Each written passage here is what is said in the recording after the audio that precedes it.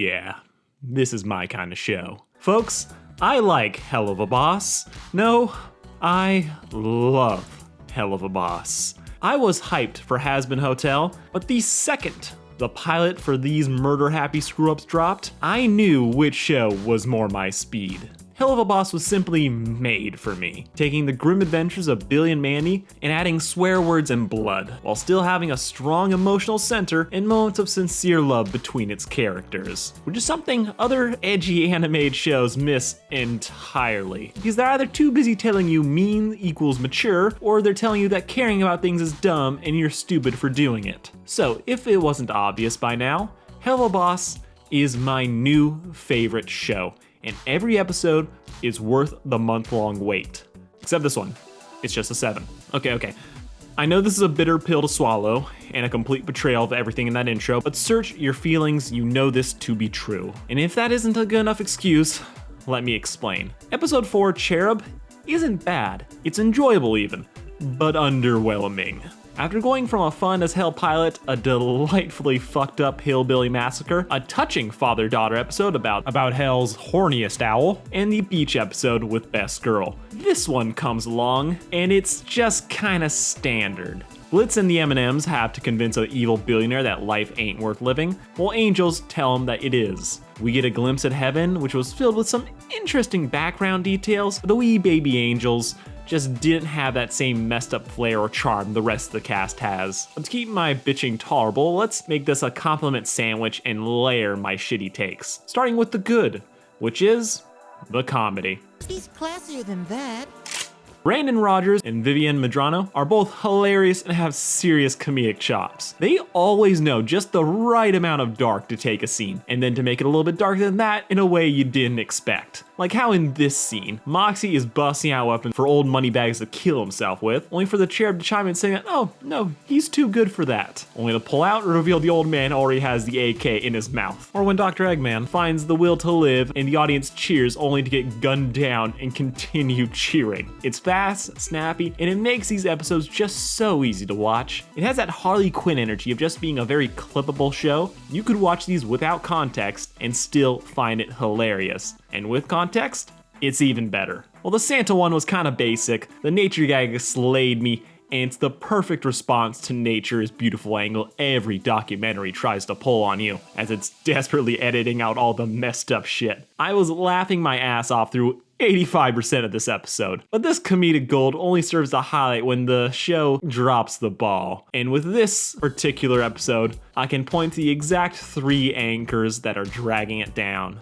The cherubs. Howdy, I'm Cletus. Welcome to heaven. Yeah, I didn't really gel with these angel babies. The premise is gold. Cherub exists to save people for free because they're the purest thing since holy water, while Imp exists to let the denizens of hell pay money to kill people they hate in the human world. And despite what a strong foil these two form on paper, in practice these things kinda got stale real quick. The whole point of their existence is to show something wonderful and wholesome, only for the imps to reveal that it's actually screwed up, which is a card they've already played in the first episode with the teacher sing-along that ended in a murder-suicide. I think this wholesome to gruesome gag would have worked better if it came out earlier in the show, but at this point I'm already expecting it, leaving these winged freaks with little to offer, especially when personality-wise, they're identical.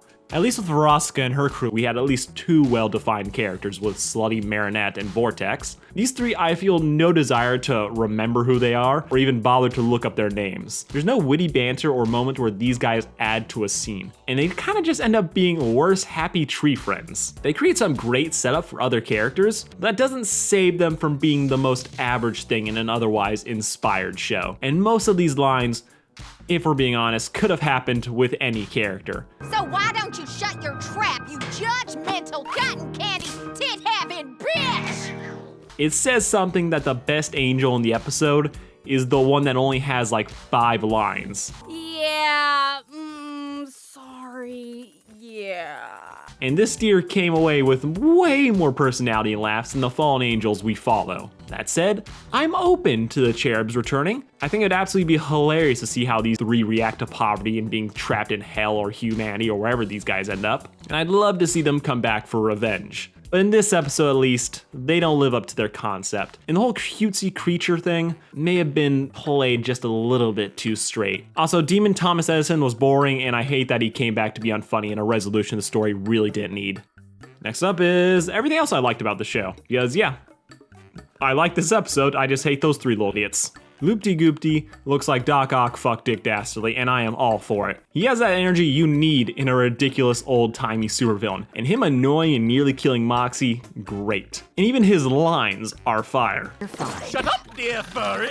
This is the man I'm gonna need you to kill! This is the weirdo energy you need to keep my attention. The misdirect at the end where it turns out the whole reason he sent the imps to kill his partner was that he couldn't wait a day to be reunited with his best friend was also great. Because that's kind of the only feels you get in this episode, which, not a knock against it, we just had the last 2 episodes, these really good emotional moments to them, and I just really like seeing that. I think it really balances out the violence and carnage really well. I also loved how they opt not to have a flashback for Loopty's death, putting it together a reenactment video with way more attractive people standing in for themselves. And their noble goal of saving the world's 3 remaining trillionaires? Perfect. These dudes are just money-obsessed assholes, and they deserve to be in hell. His evil partner is also funny, though his shtick about being a rich dick wasn't the best source of laughs, but he'll occasionally have these really clever one-liners. Why, look at those sweet disease-ridden vermin. Their joy comes from innocence unspoiled by the burdens of adulthood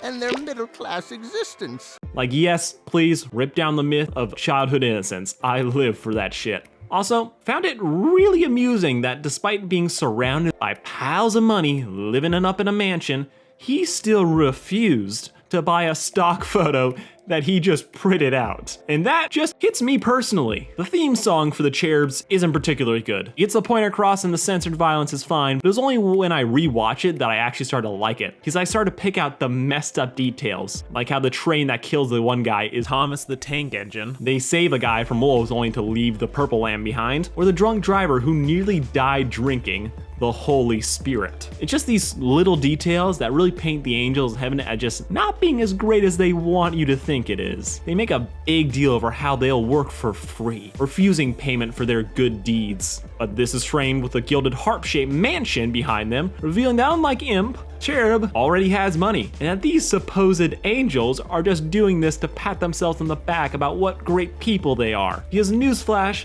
they've already won. They made it into heaven. They're living in paradise. Why would they even need money? The Cherub have everything they could ever want, but still make a big deal out of their pure goodness. It's like that one dude in BoJack Horseman who brought aid to war-torn countries, but spent most of his time patting himself on the back about what a great person he is and all the great work he's doing. I kinda wish we got more of that, kinda sprinkled into the Cherub's characters throughout the episode. But holy cow, does the poster take the cake? Surround yourself with people who lift you up. So ditch your loser friends who you can't use. Signed, God. If there's ever a yikes Easter egg hidden in a scene, this would be it. Now this being Helluva Boss, I 100% expected heaven to be just as messed up as hell, especially once you remember that angels kill everyone once a year. But if this is the basis for what heaven is really like, then I'm all for it. Just a heavenly abode filled with shallow people obsessed with being nice instead of being good. And what little good they do is wrapped up in appearances rather than intentions. And just to point this out, the people that hired the Cherubs to prolong Eggman's life were the people that benefited from his technological endeavors. You know, the ones that were explicitly created to benefit the rich after being tested on the poor. I honestly think that heaven is just filled with rich a-holes who bought their way into heaven and are now giving their family enablers kickbacks with a little army of do-gooders. If that's this show's version of heaven, I can't wait to see more of it, but it really needs to dig into that angle.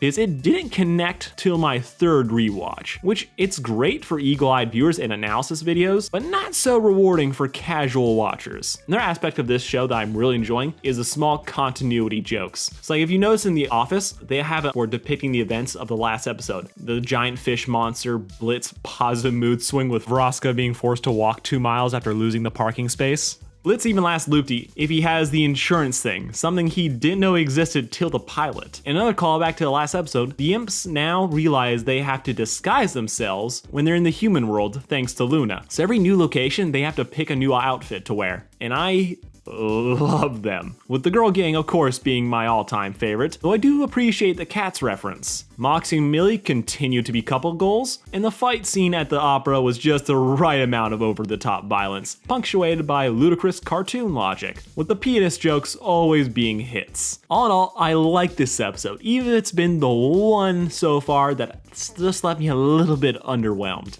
But hey, a 7 is still a passing grade, and even on the 5th rewatch, the jokes still landed. I just wish the cherubs didn't bore me as much as they did. Maybe if they dug in a little bit more to the fucked up angle, I would have appreciated it, but as it is, I still think it was fine, just not great. Can't wait to see what Visipop and their team will come up with next, and if we're lucky, it will be more Luna. Alright guys, this has been Sarcastic Horse. Thank you all for watching. I have been dying to make a video on Helluva Boss. These videos take forever to make, so I had to clear my calendar to make sure I was on top of this one. Like, share, and subscribe, all that other stuff down below. But please, do yourself a favor, just go watch Helluva Boss. It's pretty much right next door. Go check it out, have fun. See you guys next time. Peace out.